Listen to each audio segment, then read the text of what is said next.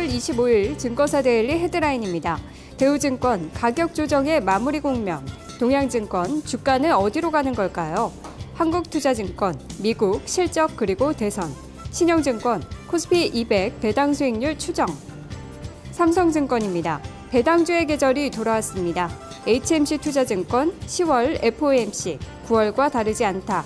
현대증권 20주간 이평선 중요성과 실적 하이라이트. 신한금융투자 그래도 우리가 믿을 곳은 연준.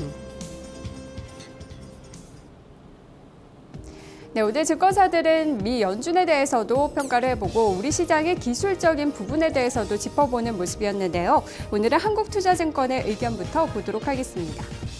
한국투자증권은 미국에 대해서 실적 그리고 대선이라는 부분을 살펴보고 있습니다. 현재 미국의 실적 시즌이 진행 중에 있는데요. 때문에 증시도 여기에 민감하게 반응하는 모습입니다.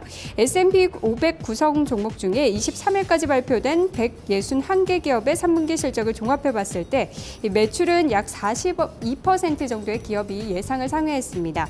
그리고 58%가 예상을 하회했는데요. 또 이익을 따져봤을 때는 약 71%가 예상을 상회했고 26% 정도만이 예상을 하회하는 결과를 낳았습니다.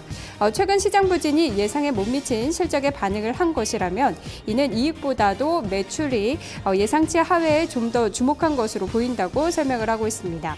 그리고 미국의 대통령 선거 특히 중요한 변수가 될 것으로 예상을 하고 있는데요. 최근 대선 결과가 미칠 수 있는 영향을 봤을 때 통화정책 측면에서도 시장 참여자들에게 중요한 이슈로 떠오르고 있다고 전했습니다. 롬니는 대통령에 당선될 경우 버냉키 의장을 연임하지 않을 것이다. 이렇게 공공연히 얘기를 해왔는데요. 때문에 증시에도 이 QE3 중단 등의 이야기가 나온다면 악재가 될 수 있다고 설명하고 있습니다. 앞으로 대선 후보 수혜 업종에 대해서도 조금 더 구분을 해야 될 것으로 예상하고 있는데요. 따져봤을 때 오바마가 당선이 된다면 신재생 에너지와 필수 소비재, 그리고 롬니가 당선이 된다면 화석연료 발전과 군수, 은행 쪽의 수혜가 기대된다는 분석 내놓고 있습니다. 다음으로 HMC 투자증권의 의견 보도록 하겠습니다. 10월의 FOMC에 대해서 9월과 크게 다르지 않다라는 이야기하고 있는데요. 무기한 QE, 초저금리 유지에 대해서 재확인하는 시간이었다라고 평가했습니다. QE3를 통해서 매달 400억 달러 규모의 MBS를 매입하기로 하는 등 지난 9월 FOMC에서 결정한 경기 부양책들 앞으로도 계속 시행하기로 결정했다라는 이야기인데요. 또 기존 오퍼레이션 트위스트는 지난 6월 결정한 바와 같이 연말까지 시행하기로 결정을 했습니다. 미 연준의 강력한 경기 부양 의지는 계속해서 확인이 되고 있다는 점 짚어주고 있습니다. 미 연준은 주택 부문의 추가적인 개선 신호 그리고 가계 지출의 다소 빠른 회복 등을 긍정적으로 판단하고 있는데요. 반면에 고용 부진과 고정 투자 둔화로 인한 전반적인 경기는 완만하게 확장 중이라고 평가를 하고 있습니다. 이제 시장의 관심 12월의 FOMC로 조금 더 넘어갈 것으로 예상했습니다. 미국 대선 이후 오퍼레이션 트위스트가 종료되는 시점이라는 점에서 또 오퍼레이션 트위스트의 연장 가능성 이야기가 되는지 지켜보자고 전했습니다. 마지막으로 현대증권의 의견 보도록 하겠습니다.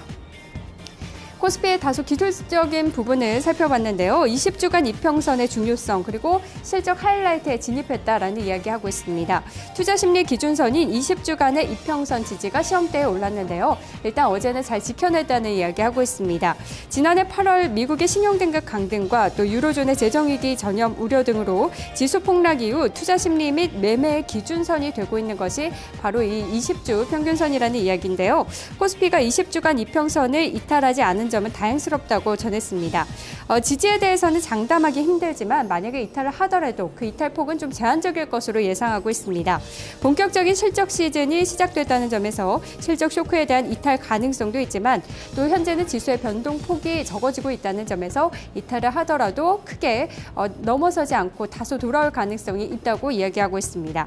종목에 대해서는 대형주 가운데 KB금융과 LG화학, 삼성전자 그리고 현대차 등에 관심이 필요하다라는 이야기했습니다. 지금까지 증권사 데일리 살펴봤습니다.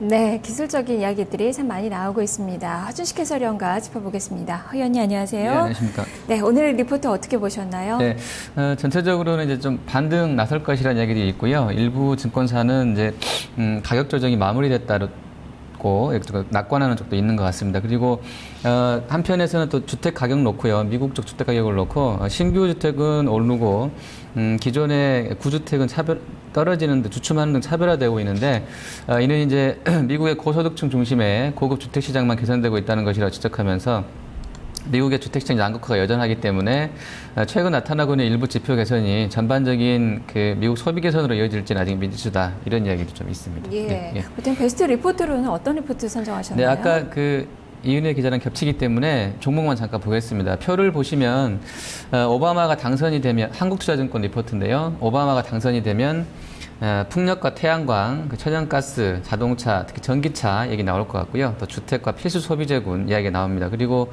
롬니가 당선이 되면 화석 연료, 항상 공화당은 이제 부시 계열의 공화당은 그 원유 재벌 쪽 가문이기 때문에 항상 그랬던 얘기가 있었던 것 같은데요. 이번에도 역시 마찬가지인 것 같아요. 정유 쪽이라든지 자원 탐사 개발 이런 쪽 얘기가 많고요. 천연가스도 역시 같이 들어가 있습니다. 그리고 석유가스 시추 설비라든지 자동차 쪽 화석 연료 부각될 것 같고요. 경기 민감 소비재군 주목하자는 얘기입니다. 공통점을 보시면 누가 되든지 간에 천연가스 관련주는 좀 주목을 하셔야 될 것 같습니다. 네, 재밌는 리포트네요. 말씀 잘 들었습니다. 네, 감사합니다. 네, 이렇게 오늘 시장 지금 8분가량 개장을 앞두고 있습니다. 시장 약보권의 출발이 예상이 되고 있네요. 잠시 후에 시장 상황 보겠습니다. 2부에서 뵙겠습니다.